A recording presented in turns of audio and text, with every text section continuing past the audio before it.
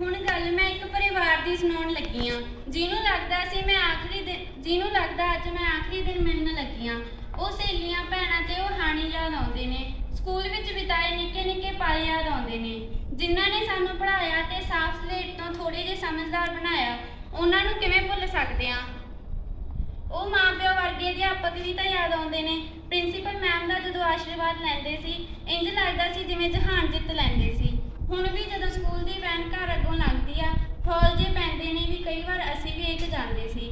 Principal sir ਤੋਂ ਬਿਨਾਂ ਗੱਲੋਂ ਹੀ ਡਰ ਜਾ ਲੱਗਦਾ ਸੀ, ਪਰ ਕਈ ਵਾਰ ਇਹ ਡਰ ਮੈਥ ਕਰਕੇ ਵੀ ਲੱਗਦਾ ਸੀ। ਜਦੋਂ ਸਕੂਲ ਵਿੱਚ ਮਾੜੀ ਜਿਹੀ ਸਖਤਾਈ ਹੋ ਜਾਂਦੀ, ਸਾਰੇ ਹਾਣੀ ਜਮਾਤ ਵਿੱਚ ਬੈਠ ਕੇ ਦੁੱਖ ਸੁੱਖ ਕਰਦੇ ਸੀ। ਕਈ ਵਾਰ ਤਾਂ ਕਲਾਸ ਹੀ ਸਿਰ ਤੇ ਚੱਕ ਲੈਂਦੇ ਸੀ। ਕਦੇ ਅਸੀਂ ਨਕਲ ਦੀਆਂ ਸ਼ਿਕਾਇਤਾਂ ਲਾਉਂਦੇ ਸੀ ਤੇ ਕਦੇ ਆਪ ਹੀ ਨਕਲ ਕਰਾਉਂਦੇ ਸੀ। ਜੋ ਵੀ ਸੀ ਯਾਰ, ਇਹ ਸਕੂਲ ਆਪਣਾ ਜਿਹਾ ਲੱਗਦਾ ਸੀ। ਮਾਲਵਾ ਪਬਲਿਕ ਹਾਈ ਸਕੂਲ ਇੱਕ ਪਰਿਵਾਰ ਦਾ ਲੱਗਦਾ ਸੀ। ਇਹ ਇੱਕ ਪਰਿਵਾਰ ਦਾ